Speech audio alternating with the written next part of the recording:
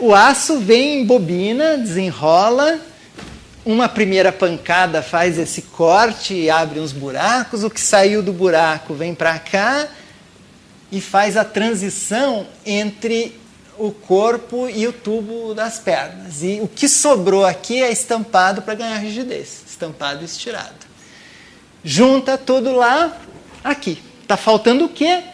Uma peça de plástico que pode ou não ser revestida com espuma e tecido. Né? E essa é a cadeira chassi. Ok? Empilhável, bonitinha, com as pernas de trás fora, mas aqui está o Busilhas, né? Esse é o Stefan Dies projetando. Essa... Stefan Dies é alemão, é como se fosse 10 em espanhol, né? D-I-E-Z. Nada, imagina. Ele está projetando. Metendo a mão na massa, se lascando todo. Não é o estagiário, não é a mãe. Tem que ser ele está pensando, ele está fazendo o troço. Né? É nesse sentido que a artesania migra para o progresso e para o projeto. E tem que fazer 30, 50, 100 e poucos modelos. Hein?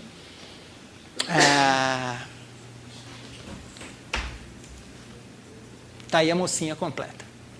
Não tem uma solda aparente. Inclusive porque, vejam que, bem lembrado, Robinson, a solda ela acontece aqui, ó.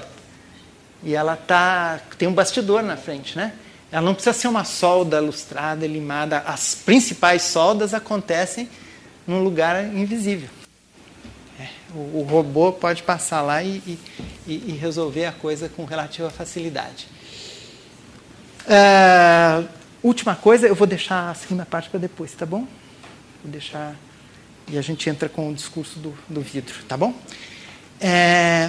Eu comentei muito rapidamente isso, fiz questão de trazer para vocês. Esta cadeira, embora seja desprovida de maior encanto, né? Fala assim, isso aí, design, isso eu faço às dúzias em casa. Ela é um pequeno primor da contemporaneidade. Né? Olhem como eram as cadeiras integrais em plástico. Né? Marco Zanuzzo, para crianças, Joy Colombo, e talvez o que conseguiu maior elegância Vico Magistretti, porque usou uma organização em S da perna. Tá? Mas todas elas sofrem de elefantíase. Quer dizer, né? Nenhuma cadeira parecida com o arquétipo de cadeira integral em plástico. Sempre é uma base de metal e uma concha de material plástico. Que novidade é essa? Que raio é isso? Quer dizer, o leigo não percebe, ele não está ligado. Quer dizer, o espanto que tem aí. Eu não me surpreenderia se levou de 1 a 2 anos para chegar nisso, porque é polipropileno, o mesmo material da cumbuca Tupper, né, do Tupperware, com fibra de vidro moída, misturado tudo para dar rigidez, e ar comprimido, refazendo na marra os tubos, principalmente aqui, porque o tubo se comporta melhor mecanicamente do que o maciço.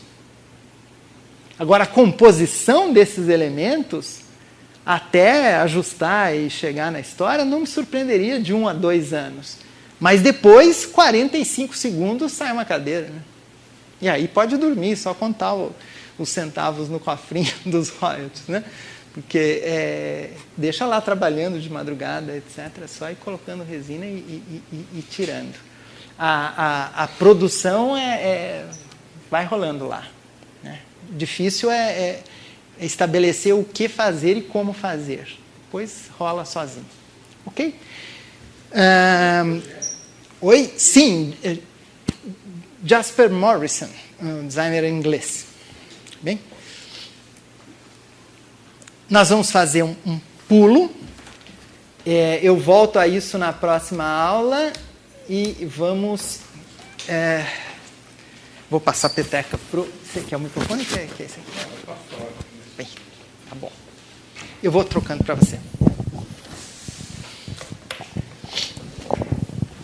Então, Então, dentro dessa linha que o Jorge está trabalhando, de você ter um conhecimento bastante aprofundado sobre o material, sobre o suporte físico e sobre as técnicas que você utiliza, né? Eu vou mostrar um pouquinho sobre projeto de embalagem em vidro. Vidro é uma matéria-prima bastante antiga. Ela tem algo em torno de 7.000 anos já de existência. 5.000 antes de Cristo descobriram um jeitinho de fazer vidro, uma fogueira na praia, os exércitos, aquelas coisas, todas essas histórias vocês conhecem bem.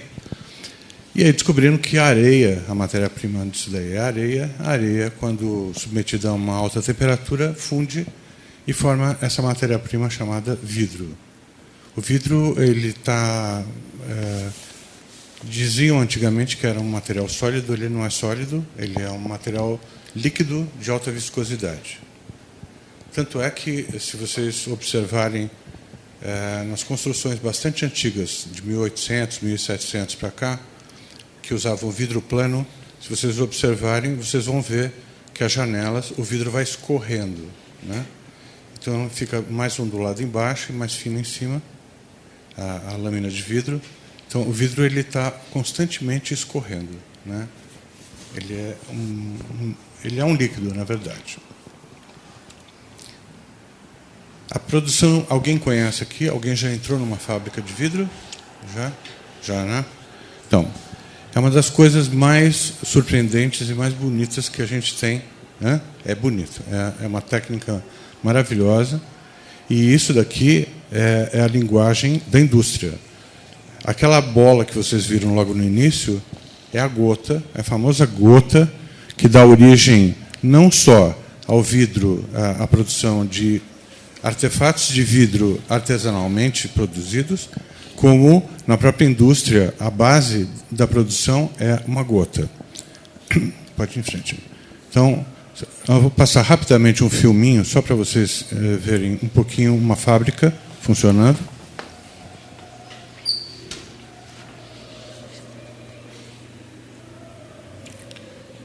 Está sem som, Jorge? Não, mas deixa, não faz mal. Isso que vocês estão vendo aí, tem um texto e tem um som, mas o que vocês estavam vendo ali é a produção de vidro hoje na indústria vidreira, que é feita basicamente algo em torno de 20% a 25% que são cacos recuperados, e depois o resto é matéria-prima virgem. O vidro é 100% reciclável, então você consegue reciclar o tempo todo o vidro, por isso que te permite usar o caco. O caco é importante e cada vez mais, não só para você manter o ambiente mais limpo, né, as condições ambientais mais limpas, mas para diminuir o consumo energético na hora que você produz. Quando você adiciona caco, você diminui a temperatura do forno. Tá? Essa é a gota que eu estava falando. Essa gota sai, ela é lançada, a imagem anterior são os fornos, essas gotas caem e são desviadas para dentro das formas, que vocês acabaram de ver, fecha a forma, joga a gota lá dentro, joga ar, e esse ar expande o vidro lá dentro e conforma essa garrafa, essa embalagem.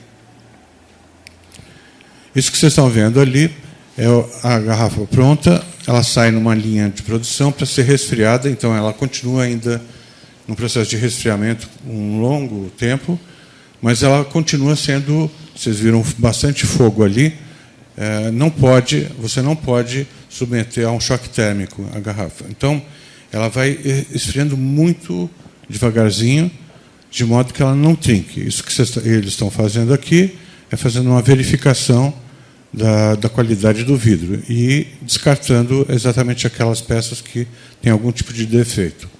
Né? As coisas mais comuns que acontecem aqui são trincas. Isso em função, eu vou mostrar alguns projetos para vocês, em função do desenho da embalagem. Essas embalagens de vidro, elas percorrem uma linha de produção e, portanto, uma bate na outra, uma se choca com a outra e uma provoca dano na outra, certo? Dependendo do desenho. Então, aí é que entra uma coisa muito interessante, que é assim, você tem que conhecer, e a gente acredita muito nisso, conhecer muito bem o material com o qual você está trabalhando para desenhar para esse material, para projetar para esse material. E você precisa entender também como é que você vai processar esse material, de modo que o seu desenho esteja adequado não só à matéria-prima, mas também ao processo de fabricação. O que vocês estão vendo aí são duas imagens. Aquilo lá, os jovens não conhecem isso, nunca compraram leite no litro de leite. Aquele é um litro de leite. Eu ia comprar isso na venda da esquina. Esse litro de leite ele vinha com uma tampinha de alumínio em cima, que a gente carregava assim, e quando ele estava gelado, evidentemente, escorregava da mão, e eu ficava com a tampinha de alumínio e o litro de leite se espatifava. Aí eu tinha que voltar para a venda, né, para comprar outro litro de leite, ainda afiado, lógico, e depois ainda apanhava da mãe, certo? O que os caras fizeram? Vocês já viram essa da Cooper aqui, esse litro de leite? Ele foi colocado no mercado, estava à venda, esse litro aqui, estava à venda até uns 3 meses atrás, no Pão de Açúcar. Né? É uma empresa aqui do interior de São Paulo, bem pertinho, perto de Jundiaí. Esse fabricante de leite resolveram investir numa embalagem de vidro redesenhada. Então, partiram daquela lá, redesenharam, puseram, evidentemente, para crianças parecidas comigo, não perderem né? Certo? Tem aquele anel em cima e uma tampinha agora, portanto, uma garrafa de leite mais moderna, mais adequada às nossas necessidades. Esse troço vendeu tanto, né, por incrível que pareça, vendeu tanto que o fabricante do leite não dava conta. Então ele teve que romper o contrato com o Pão de Açúcar porque ele não estava conseguindo vender suficientemente garrafas, né, e leite. Ele não tinha tanto leite para vender. Bom, por que eu mostrei isso daqui? Primeiro, porque a gente está vendo ali o projeto de 1 litro de leite, aquilo lá numa situação nos Estados Unidos, no Brasil era a mesma coisa, e a indústria vidreira, durante muitos anos, produziu embalagens e garrafas e tal, e no Brasil, em particular, toda a indústria vidreira produziu durante muito tempo, achando que ela era a líder de mercado, ela dominava tudo. Todas as coisas que a gente consumia, alimentos principalmente, que eram embalados em vidro, principalmente até os anos 70, eram assim, todo mundo comprava uma embalagem de vidro e levava o produto para casa. Eles ficaram tão cheios de si naquele período que esqueceram da concorrência. Esqueceram que outras pessoas podem desenvolver embalagens com outros materiais. Então entrou o plástico, né, alguns plásticos, e a lata, principalmente. E essa indústria perdeu muito espaço durante muito tempo. Eles começaram a se recuperar do baque perto de meados dos anos, final dos anos 80, começo dos anos 90. Uma campanha enorme. Tem uma associação aqui, a Bividro, que é a Associação dos Fabricantes de Vidro Industrial, né, de vidro automático, que fez toda uma campanha para utilizar. Hoje, a gente liga a televisão e vê um monte de coisa de vidro. Então, eles conseguiram ganhar de novo espaço, até porque tem todo o apelo do vidro ser reciclável, do vidro ser um material limpo, né, que não passa cheiro, não passa odor para nada, não contamina os alimentos e os alimentos não contaminam a embalagem também. Então, por essa razão, o vidro está sendo cada vez mais recuperado. Agora, para fabricar esse troço aí, embora tenha 5.000 anos de existência, ou 7.000, sei lá, tem uma série de segredinhos, né, que quem está na indústria vidreira, quem está na produção, principalmente os engenheiros de produção, sabem o que tem que fazer. Só que eles sozinhos não conseguem definir o que você tem que desenhar. Se a gente for somente pelos parâmetros dos engenheiros de produção de vidro, nós vamos continuar fazendo o famoso vidro de geleia, né? Assim, né? Nunca vamos inovar absolutamente nada da embalagem e não vamos ousar. Então, vai um pouquinho para frente, eu não vou tomar muito tempo de vocês. Isso daqui, por exemplo, é uma embalagem que envolve uma questão de design inovador e uma questão do funcionamento, da funcionalidade dessa embalagem. Vocês podem achar interessante, né, o desenho, mas ele é muito bacana porque eles conseguiram colocar um bocal que evita que esse material, o líquido que está ali dentro, escorra na embalagem. Agora, olha só que bacana. Olha a tampinha que está embaixo. É a mesma tampinha de sempre. Redonda. Embora eu tenha um bocal aparentemente oval. Então, isso daí é uma sacada de projeto muito interessante. Né? Vocês estão vendo que o anel, essa tampinha, ela percorre pelo lado de fora. E isso daqui foi... Vocês estão vendo que aqui é circular e aqui foi feita uma deformação na parte de cima. Então, a tampinha, ela continua sendo redonda. Né? Isso é bacana, muito legal. Essa embalagem, ela foi lançada na Europa e agora ela vai chegar também aqui no Brasil.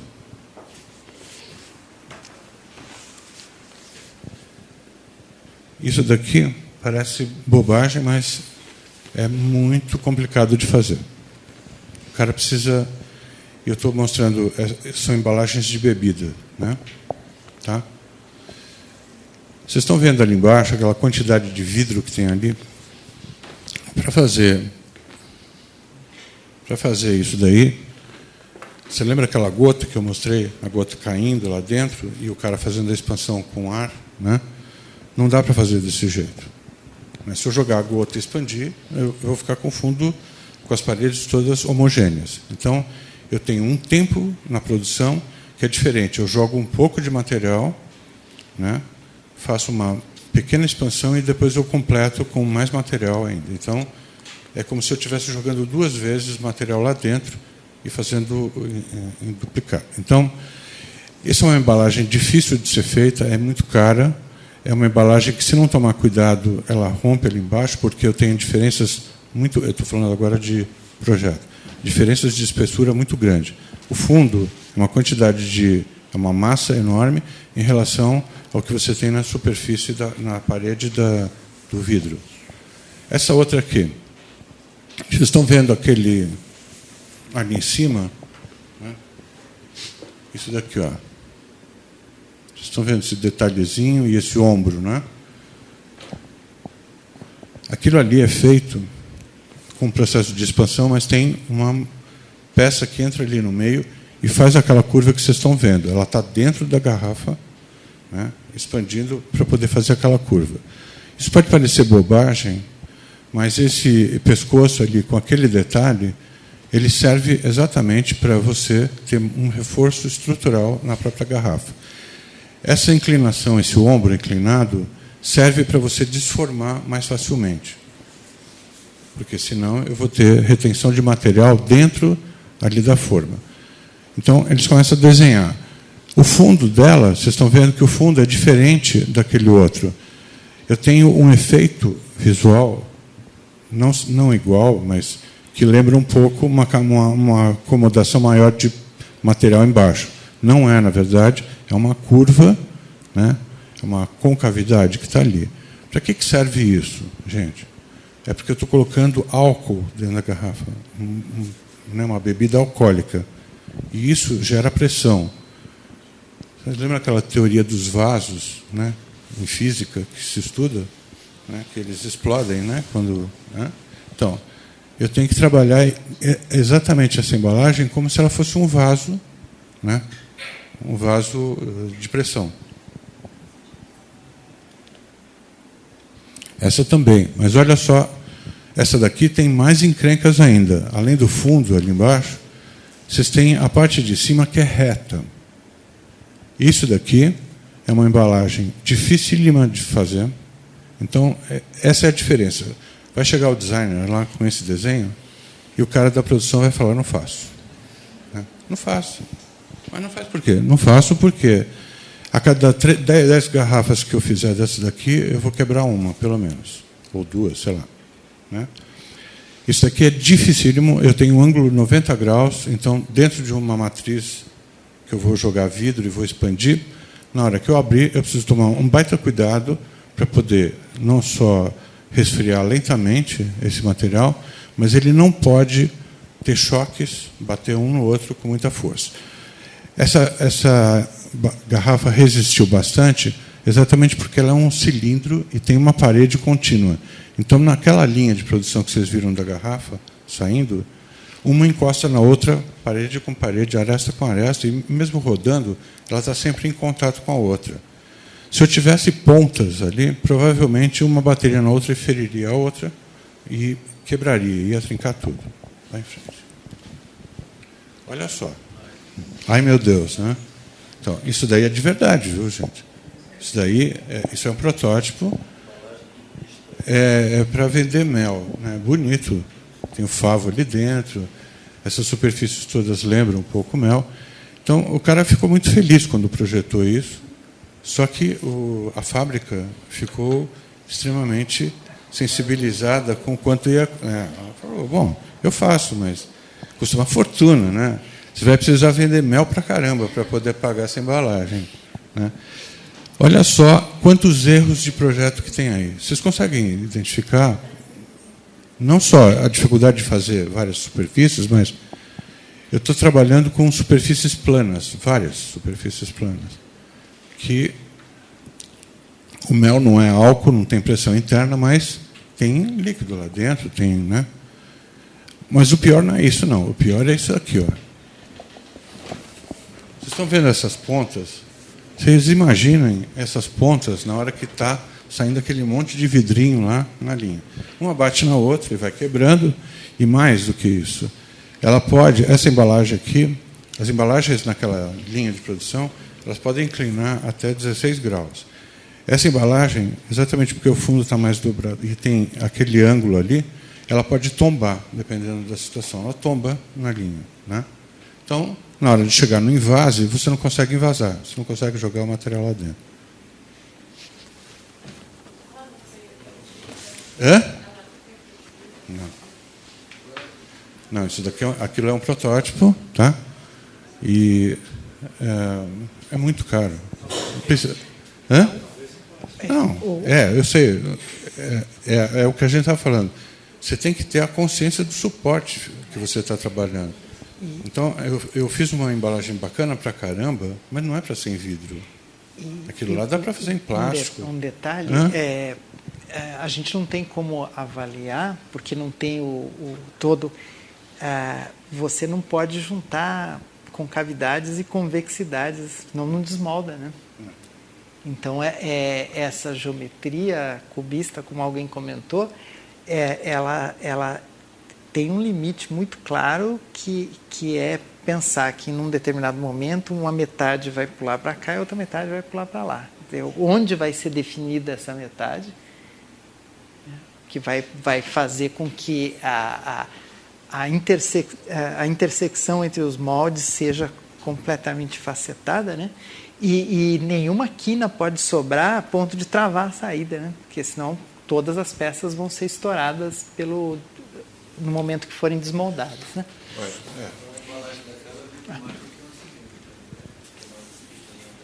Sem dúvida. Aqui, isso daqui, olha, que o Jorge está falando, nós vamos mostrar uma imagem mais para frente, que vocês vão entender. Isso daqui está dentro de uma forma metálica. Então, que ela foi toda facetada, recortada. Então, você vai jogar o material lá dentro e expandir. Dependendo do ângulo, você não tira dali de dentro jamais, entendeu? Né? Na hora de abrir mesmo, provavelmente quebra. Essa embalagem, isso daqui foi para um concurso, né? Ela nunca foi produzida também, né? Vamos ver se vocês descobrem o que tem, os 7 erros aí dessa coisa.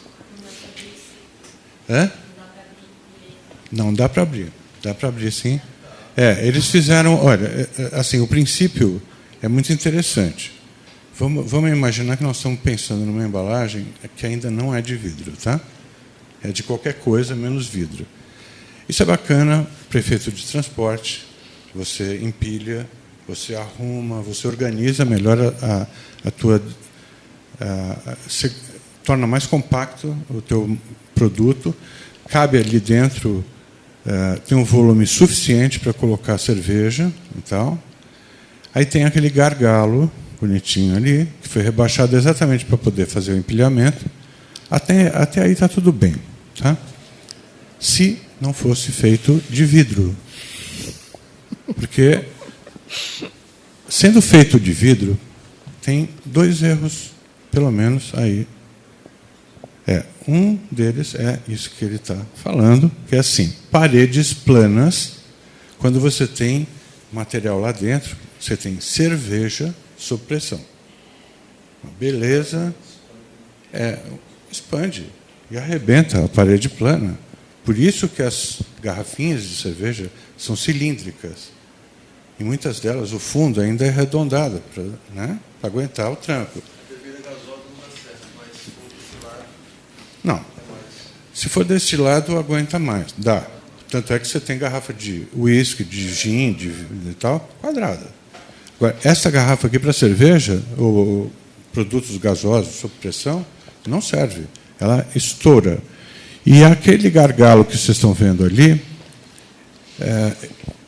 não dá para ser feito daquele jeito. Eu não consigo colocar a matriz lá dentro, que abre, e depois retirar. Você lembra que eu mostrei numa garrafa que entra? Tem um macho que entra ali para fazer esse gargalo rebaixado, que vai para lá para dentro. Só que ele não consegue ocupar as paredes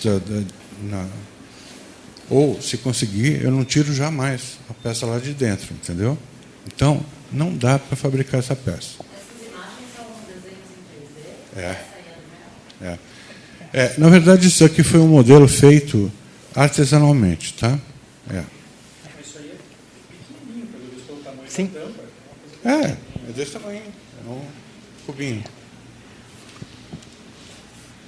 Mais algumas garrafas que vocês podem ver. A garrafa aparentemente tem um certo rebuscamento e tal, mas ela é muito simples, né? O cara só colocou algumas coisas ali que melhoraram um pouco o aspecto da garrafa para alguns, lógico. Mas ela tem todos os princípios colocados ali. Então tem o gargalo, o pescoço, tem o ombro e tem o fundo arredondado. Essa aqui também é uma garrafa muito simples, é o jeito mais simples de fabricar uma garrafa, que você pode modificar a embalagem utilizando o rótulo, utilizando outros recursos, né, que não necessariamente mexendo com a garrafa. Essa garrafa é arredondada, inteirinha, em cima. Pode ir em frente, Giorgio. Então, essa Skol Beats aí, essa é uma garrafa muito interessante, porque o cara que projetou essa garrafa sabe o que está fazendo. Ele queria criar um objeto diferente e, ao mesmo tempo, garantir que essa garrafa fosse produzida e envasada exatamente como a outra garrafinha de cerveja. Tá? Então, se vocês observarem aqui, está vendo esse... Não, calma. Está vendo esse ponto aqui? Ó? Esse ponto está exatamente alinhado com esse daqui. E aqui, do outro lado, a mesma coisa, em cima e embaixo. Então, essa garrafa, quando sai da produção, ela vai girando na esteira, né, na linha, e uma vai encostando na outra. Ela encosta em 2 pontos. Portanto, ela não tomba e ela não tem choque entre elas. Mais do que isso, na hora que eu entrar no envase, a máquina que vai jogar a cerveja aí dentro é a mesma que joga a cerveja em todas as outras. É a mesma garrafa. O que o cara fez? Ele mudou. Na parte central, ele criou uma curva. Né? Fala. Eu acho um projeto um pouco maneirista. Assim. Se ele prevalece nos pontos básicos de uma garrafa convencional, fazer só um gargalo, a chance de trabalhar com essa máquina, porque assim, você pega a garrafa e você percebe que tem alguma coisa errada. É como se fosse uma garrafa convencional com uma cintura meio mal desenhada. Assim, ela é esquisita, assim, não tem um projeto que é harmônico em si. Então parece que ele só apertou ali no meio, mas o resto é uma garrafa convencional. Essa é uma impressão. essa garrafa vendeu muito, você sabe disso, né? Esse troço estourou até... Na verdade, o apelo é um apelo de venda de cerveja. Né? Tem um apelo de curva, né? Que leva você Isso, da mulher e do não sei o quê. escorrer da mão, né? Tem tudo isso. E cerveja tem sempre esse apelo, né? A loira, a mulher, né? As curvas todas e tal.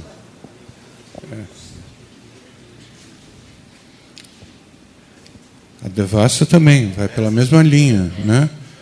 Então, a Devassa talvez não tenha esse, né? Ela tá mais, tem a cinturinha, isso daqui é o desenho de cintura de uma mulher mesmo, e tem essa coisa que o nome Devassa em alto relevo é uma coisa interessante de ser colocada no vidro e não é comum, né? Vocês estão vendo até a imagem da mulher também. Então, como é que os caras fazem isso? Eles trabalham dentro da forma, retirando o material da forma para o vidro entrar lá. Tá? E aí, com uma forcinha a favor, que a emenda do molde vai estar aqui, né? Então, o alto relevo ou o baixo relevo, ele não vai sofrer nenhum tipo de ruído, até porque se fosse desmoldar assim, as reentrâncias e saliências atrapalhariam. Né? A emenda não está aí. Então, a clareza do conjunto... o que é interessante notar, nós não estamos necessariamente elogiando esses projetos, apenas a gente está dizendo de intervenções que são feitas com finalidades variadas, mas que levam em conta a consciência de como as coisas são feitas versus situações em que o pessoal viajou na maionese. Né? Esse é o ponto. Né? Sem entrar no mérito... Exatamente. Sim. Volta só um pouquinho, Jorge. Aquele traço que vocês veem lá, o desenho da mulher, a silhueta ali, é o fio que foi desenhado dentro da matriz, né, da forma, ele está no mínimo possível para o vidro entrar e fazer o alto relevo. Né? Se você fizer mais fino do que aquilo, não sai nada. Né? Se fizer muito mais grosso, você vai ter um desenho muito ruim e também você certamente vai ter uma acomodação daquela imagem na hora que vai endurecendo o material, esfriando, que pode prejudicar, pode trincar, pode acontecer alguma coisa. Uma pergunta, a função dessas ranhuras na parte de baixo da garrafa é para não desfinar mesmo Na base? A parte de baixo da base tem umas ranhuras. Sim. Isso é para não escorregar. É para não escorregar. E também o ambiente todo, na hora que você está produzindo, quando você vai envasar, está muito úmido, está cheio de líquido lá e tal. Então, pode escorregar, pode começar a cair tudo. Se começa a cair, se cai uma garrafa, né, você tem que parar a linha de produção, porque assim, são centenas por minuto, né, por segundo, não por minuto. Água. Você já viram essa água Minalba em vidro? Não, né? Eu também não, mas vai chegar aqui para a gente. Eu recebi essa imagem, ela vai ser lançada, acho que o mês que vem, em São Paulo. Tá? Então, é uma garrafa muito simples também, é feita com vidro retornável, eles estão trabalhando agora com espessura de parede para o vidro retornar. Então, veja, a Minalba produz, né, água, invasa água em plástico e tal, mas vai entrar também agora com vidro. Estão chamando de premium. Agora né? que a água é um artigo de luxo, né? Então, olha, gente, aí um pouco de... O artista, né, como a gente estava falando agora há pouco, resolveu desenhar aquela garrafa com todas aquelas ranhuras, aquelas coisas. Coisa complicada de fazer, aquele detalhe lá, mas é possível. E aqui ao lado... Então, essa é uma garrafa toda cheia de detalhes, tá, gente? Muitos detalhes, o fundo é arredondado, tem aquela parte mais endurecida, mais grossa ali. Aqui que vocês estão vendo, essa é uma forma que que a indústria utiliza para colocar, para fazer uma embalagem, né? o material jogado aí dentro. Então, o que vocês estão vendo ali, pintado com um verde escuro, são as inscrições que vão aparecer em alto relevo ou baixo relevo. Tá? No caso ali, é tudo baixo relevo. Na forma e na peça sai em alto relevo. Isso daqui, vocês já viram isso no supermercado? Então, isso daqui é uma linha de produtos que é bem nova também, onde esse vidro que está sendo colocado aqui, vocês estão vendo que tem umas marcas aqui, olha. Parecem lá. Essas ranhuras foram colocadas no copo para enrijecer o copo. Tá? É um produto que vai aí dentro, o milho e tal. A ideia é que você não utilize mais rótulo, você possa ver o produto aí dentro. Esse é um produto mais popular, então é para ser vendido para classe C e D. E isso daí, depois de utilizado, serve como copo. Então, é um material reutilizável, vidro reutilizável.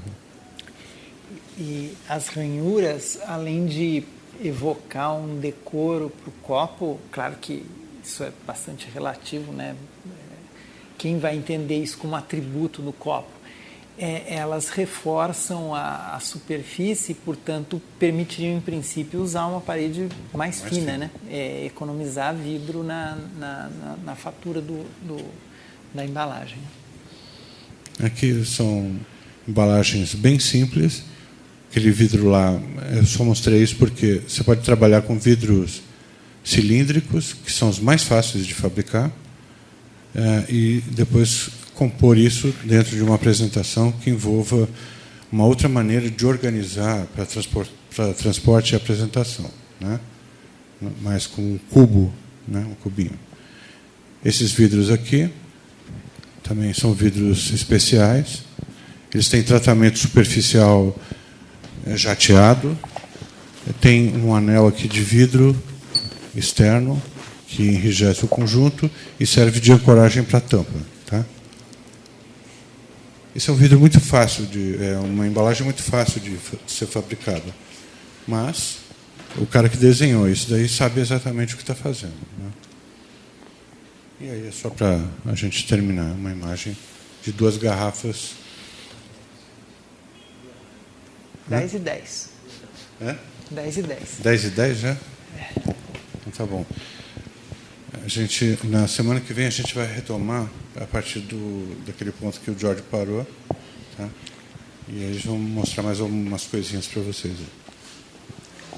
A gente teve que dar uma atropelada, mas eu acho muito oportuno que vocês se manifestem, né? Porque fica um processo muito mais dinâmico e mais calibrado para os anseios, né, de cada um de vocês. Portanto, deixando de lado a minha brincadeira, falem quanto quiser, interrompam quanto quiser. A gente se vira aqui para depois se adequar ao time, tá bom? Mais uma vez, obrigado. Se alguém quiser perguntar alguma coisa, a gente fica mais um tempinho aqui, não tem problema nenhum, tá bem? Boa noite.